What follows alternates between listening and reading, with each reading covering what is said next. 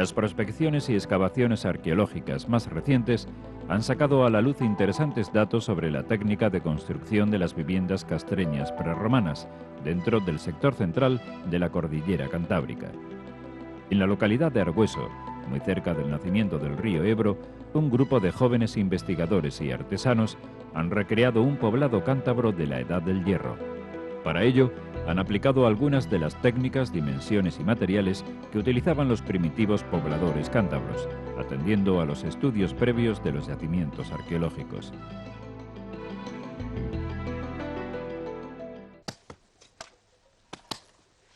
La construcción de cada uno de los chozos comienza por la elección de un terreno apropiado, a ser posible aprovechando los resaltes de la ladera. A golpe de azada, estos artesanos aterrazan el suelo creando un plano horizontal en el que se va a levantar una vivienda circular cántabra de la Edad del Hierro, de 6 metros de diámetro.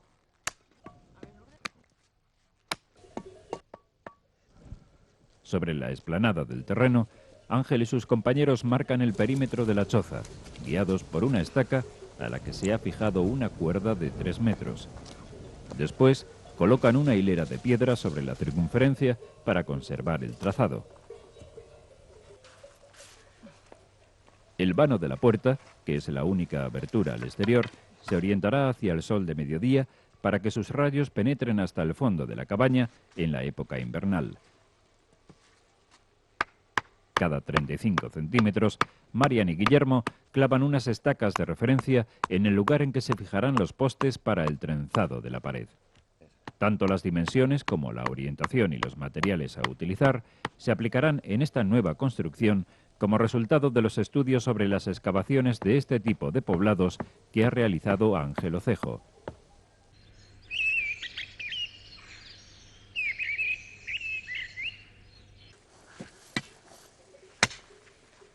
En los puntos donde se han colocado las estacas hay que excavar unos hoyos de 40 centímetros de profundidad. En ellos se fijarán los postes verticales que conducirán el entramado de la pared. El agujero del centro es más profundo y en él se levantará el poste central de la cabaña.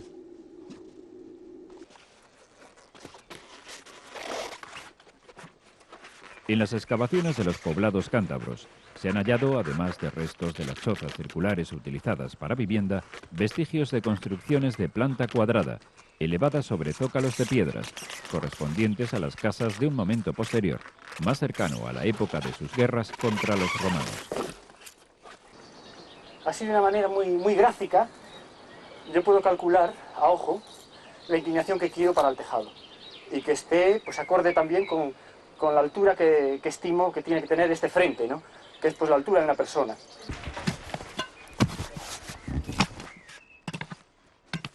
Ángel excava el agujero en el que fijará el poste central de una construcción de planta rectangular, con tejado a una vertiente, que los cántabros utilizaban para cobertizo del ganado. Este agujero central tiene unos 80 centímetros, porque el poste es más alto que los laterales y es el que aguanta todo el entramado de cabrios del tejado. Aquí, como se trata de hacer una recreación arqueológica, pues la madera no se trata. El único tratamiento que nos permitimos, que sería pues, un tratamiento lógico, es simplemente quemar las puntas, los extremos que van a ir embutidos en la tierra, porque al quemarlo la ceniza tapa los poros y suponemos que absorberá menos la humedad. En una pequeña hoguera encendida en el propio lugar de trabajo, Ángel va a quemar ligeramente la punta del tronco central de madera de roble y las de los postes que formarán la pared. Hay que girar de vez en cuando el poste para evitar que se queme totalmente. Se trata solo de que adquiera una superficie uniformemente quemada y hasta la altura que va a ir embutida en la tierra. Ángel controla el punto exacto de quema de la punta del madero para no debilitarla por un exceso de fuego.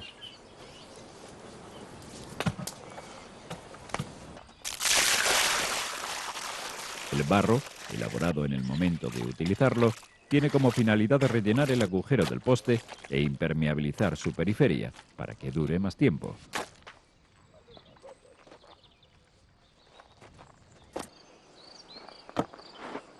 Tanto el poste central como los laterales, además del barro, irán acuñados con piedras para que asienten bien en el suelo, manteniendo su verticalidad.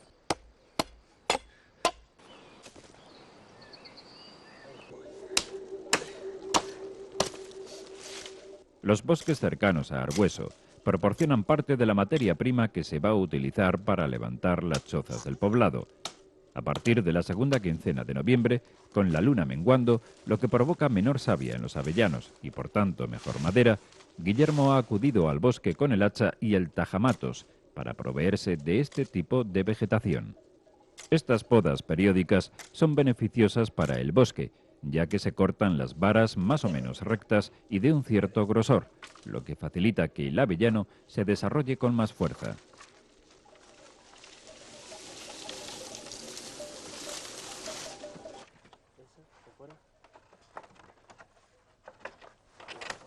La choza circular está bastante adelantada. Su pared se ha elaborado con varas de avellano tiernas tejidas entre los postes de roble a modo de una gran cesta circular.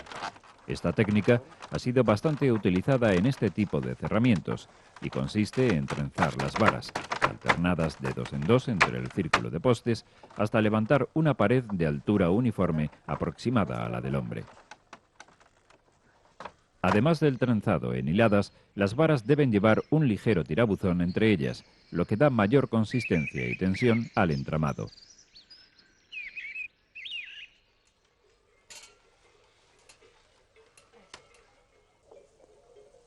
Cuando ya está tejida toda la pared circular de la vivienda, llega el momento de preparar la estructura de la techumbre, que debe tener una cierta inclinación para que no se acumule la lluvia y la nieve. Los cabrios largos son unos maderos de roble que unirán la punta del poste central con los maderos laterales alternativamente. Como todas las piezas de madera que se van a utilizar en la construcción de este poblado, los cabrios han sido cortados y pelados en una de las menguas del invierno para que sean más duraderos. Los cabrios se van a atar provisionalmente con cuerda, hasta que todos los troncos queden presentados en esta estructura vegetal de forma cónica.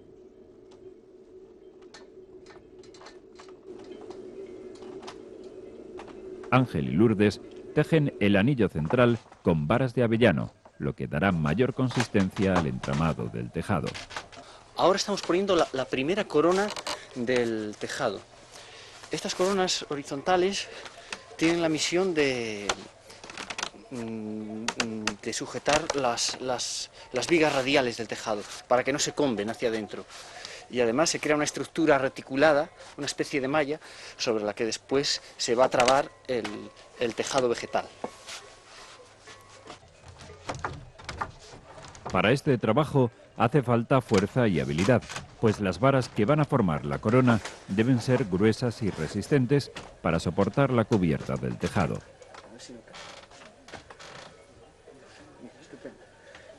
Esta zona queda muy asegurada, mira.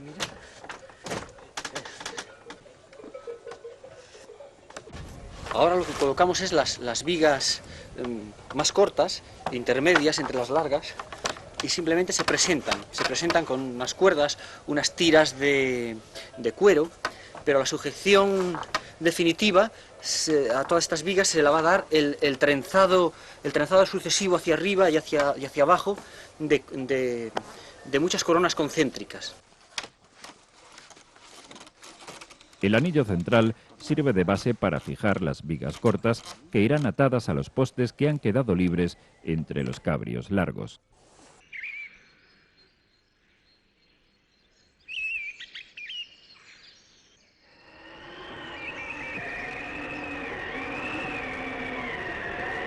Las lluvias otoñales y las primeras nieves han retrasado el trabajo. No obstante, estos constructores tradicionales continúan tejiendo coronas en diferentes escalas del cono del tejado. Además de sujetar toda la estructura y de servir de escalera, estas coronas harán de soporte para toda la materia vegetal que se utilizará en la cobertura de la techumbre. Al llegar la primavera, ha quedado tejido todo el entramado vegetal de esta vivienda, réplica de una casa cántabra de la Edad del Hierro, que se construyó entre el 600 antes de la era y la conquista de Roma.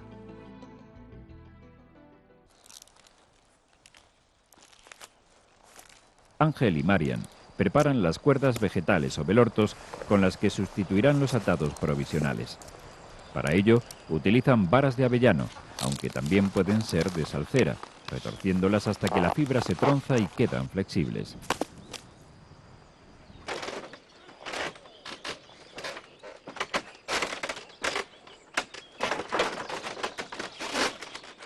El atado con los velortos de la unión de todos los cabrios con el poste central dará una mayor resistencia a toda esta estructura vegetal que tiene la apariencia de un gran cesto cilíndrico cubierto por otro cónico.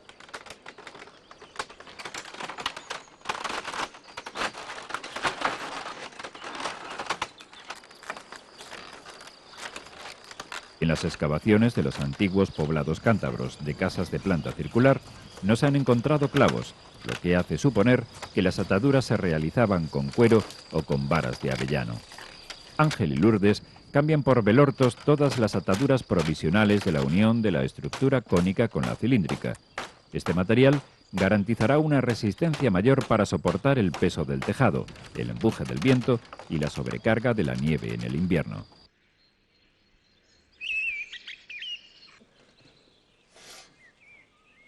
Para revocar las paredes de zarzo, se prepara una mezcla de arcilla con agua, hierbas y paja.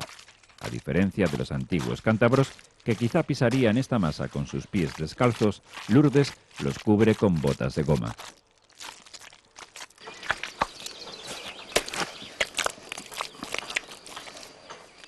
El revoco de las paredes hay que hacerlo de abajo hacia arriba, cogiendo pequeños fragmentos del muro de unas dimensiones que permitan trabajar con el barro tierno. Pues se trata de esta mezcla que hemos hecho de barro, agua y arcilla, que penetre entre los avellanos, y bueno, para ello pues hay que meterla hasta que se vea que queda completamente pues lleno, que no te entra ya más, y a la vez ir alisando la pared. Ir dejando como si fuese una pared de una casa, que intentamos que quede lisa.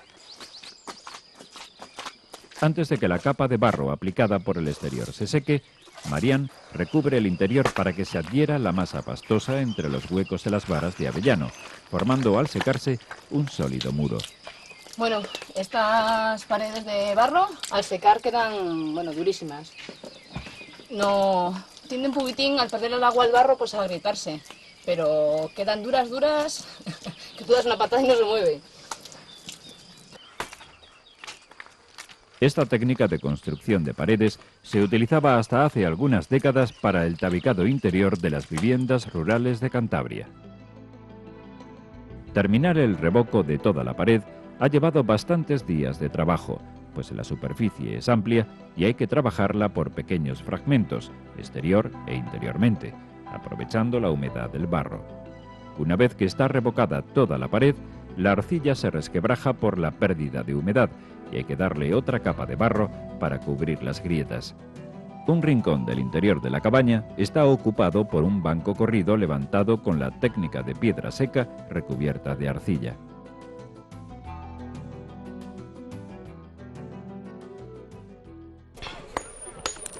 Este método de la piedra seca es el mismo que se utiliza para la construcción del zócalo de algunas de las edificaciones de los poblados cántabros, tal como se ha podido comprobar en los hallazgos arqueológicos.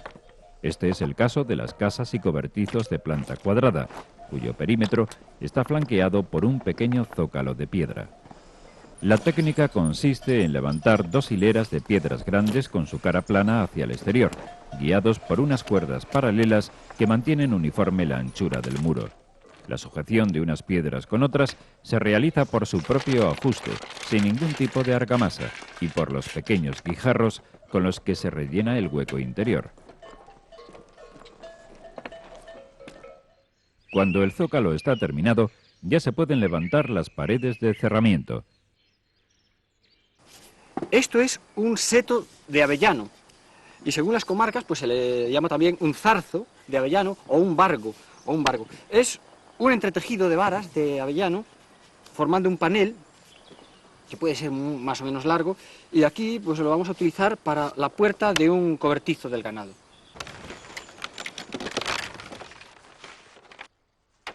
Estos setos, fabricados con varas de avellano, además de utilizarse como puerta para cobertizos y viviendas, en este último caso forrados con una piel, tienen diferentes aplicaciones.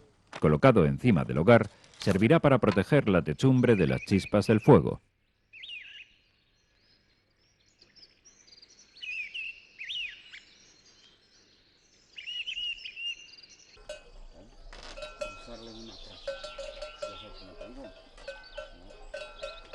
Los cobertizos o caballerizas están construidas en planta cuadrada, por lo que tienen la superficie de sus paredes y el tejado totalmente rectos.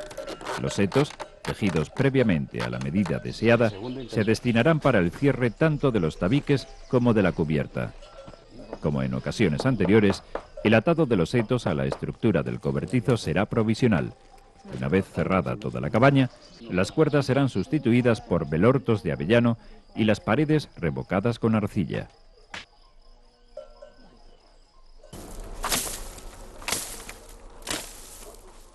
En el entorno del poblado, Ángel recolecta la escoba en verde que necesitará para cubrir los tejados de las chozas destinadas a caballerizas. Para cubrir una techumbre de materias vegetales, pues hay que hacer un acopio muy grande de brezos, de escobas o de paja de cereales. Para esta tarea, utiliza, al igual que los antepasados cántabros, una podadera u hocejo. Sí, ya en la edad del hierro y en la edad del bronce hay herramientas que recuerdan estas podaderas. Posiblemente se emplearon para labores como esta que estoy haciendo yo ahora.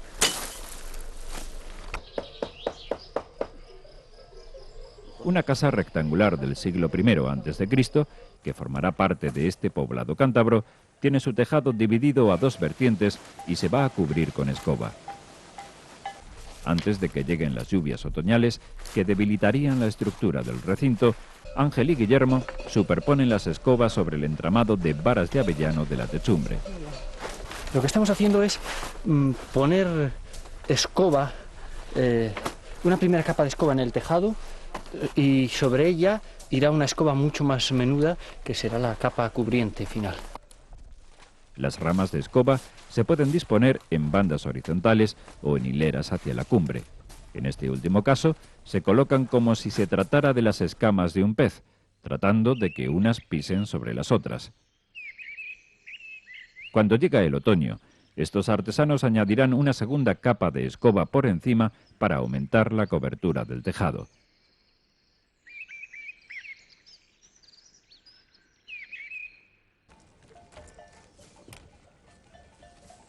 Otro tipo de vivienda que formaba parte de los poblados cántabros tenía la planta oval, y este grupo de artesanos ha decidido construir una choza de estas características. Como en excavaciones de la Edad del Hierro aparecen también cabañas de planta oval, puede suponerse que quizá no todas terminasen con un techo cónico en punta. Entonces aquí estamos haciendo un pequeño cobertizo que va a recrear un modelo de cabaña oval en el que el tejado va a tener un pequeño caballete, como una especie de cono truncado. El cultivo de los cereales en general proporcionaba a los primitivos cántabros alimento y materia prima para hacer los tejados de sus viviendas. Con la paja de centeno recolectada en el verano, Guillermo prepara algunos velortos que se necesitarán para techar o teitar. Hombre, hay que mojarlo, si no cascaría, con lo seco que está. Se le moja, nada, con que se le moje justo antes de hacerlo ya vale. Se le pasa una pasada por el agua.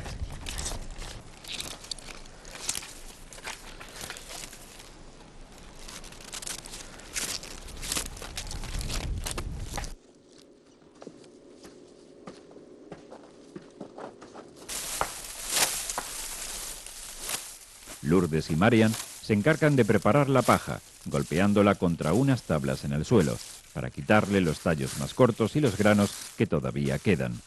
Las semillas del cereal son un manjar muy apreciado por los pájaros y sobre todo los ratones del campo. En su búsqueda por el tejado, estropearían la techumbre formando agujeros por los que pasaría el agua.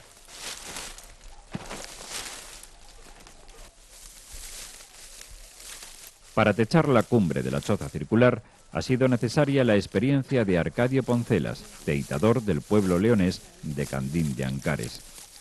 Arcadio, que aprendió este trabajo a los 13 años, inicia la cobertura del tejado preparando la corra, un remate cilíndrico de centeno que, colocado en el borde del alero, servirá para levantar la paja y que el tejado quede menos pendiente al final de su caída.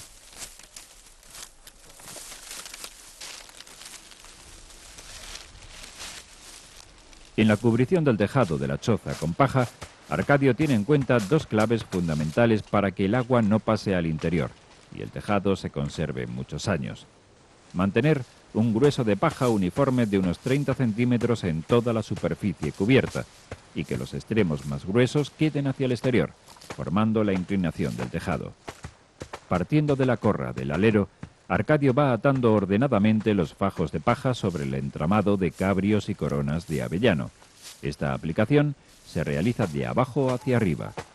A medida que va atando los fajos o andadas de paja con los velordos de centeno, Arcadio repasa las puntas con la paleta de madera, que tiene una de sus caras rematada con pequeñas muescas para facilitar esta tarea.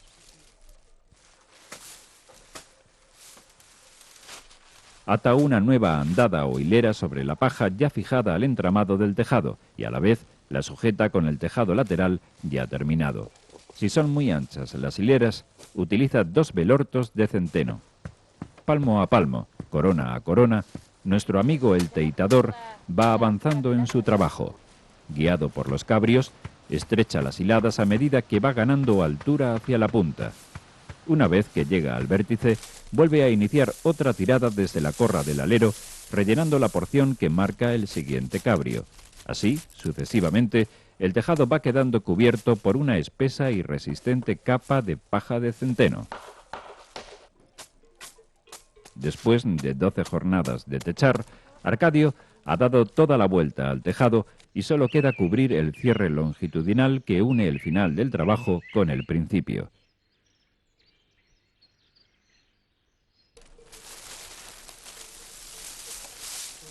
El cierre final es el más difícil de colocar. El teitador debe impedir desde la base del alero que quede cualquier hueco que facilite la entrada de agua. Estas filtraciones podrían deteriorar la espesa capa de paja, cuya duración normal puede ser de varias décadas. De 30 a 40 años, por lo poco. Ahora eso de arriba no, eso puede durar 6, 8 años, pero quiere nada más eso. Que eso hay que renovarlo porque hay son media docena de cuernos lo que puede llevar eso. Al caer la tarde, Arcadio quiere dejar terminado el cierre total del tejado, de tal modo que toda la paja quede igualada para que el agua resbale por esta superficie inclinada. Igualando esto, la cerradura para que quede todo igual, que no se note por donde fue cerrado. Pero nada más falta la corra y el caperucho, es el que falta ahí arriba. Cuando ya tiene cubierto todo el tejado, pendiente únicamente del cierre del vértice, Arcadio prepara el caperucho final para que el agua escurra y no entre en la choza.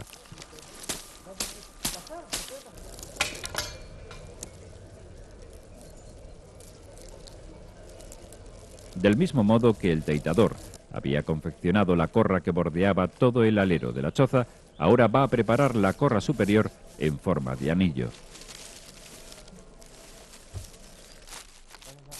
Este es el dibujo para que vista bien la corra, que seguro va igual de la otra forma.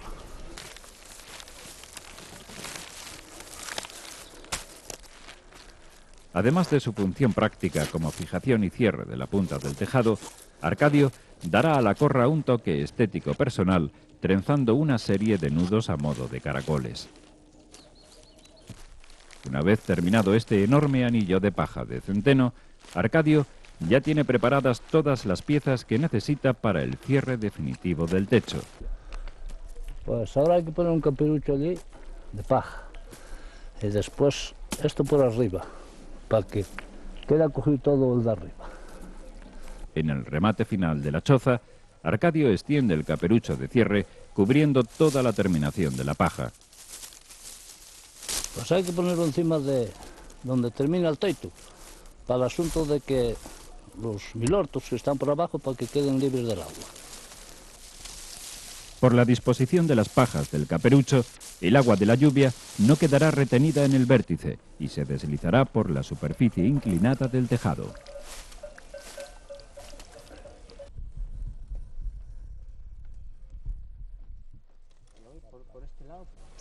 Venga, ¿no? Ahora ahí está. Estoy detrás, sí.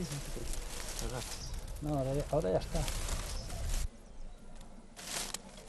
La pesada corra en forma de anillo fijará con su peso el caperucho, impidiendo que el viento lo arranque de su posición.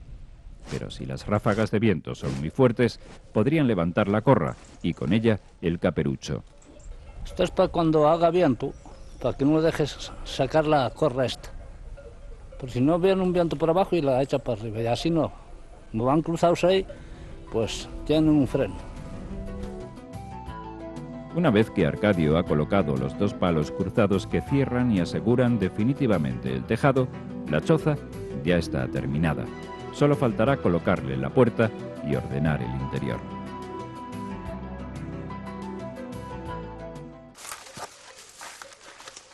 Normalmente, cada otoño hay que retechar el tejado de escoba, sobre todo en la parte que da al norte, que es la más castigada, con el fin de evitar las posibles goteras que se producen al deteriorarse la materia vegetal.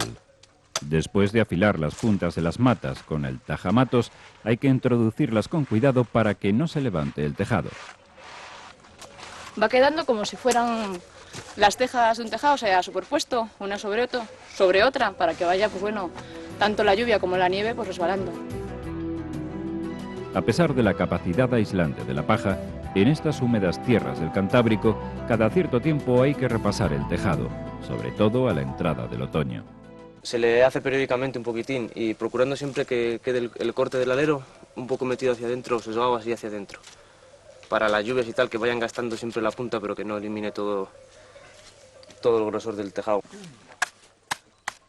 Guillermo utiliza la paleta de madera ligera, con agujeros y muescas, para trabar la paja.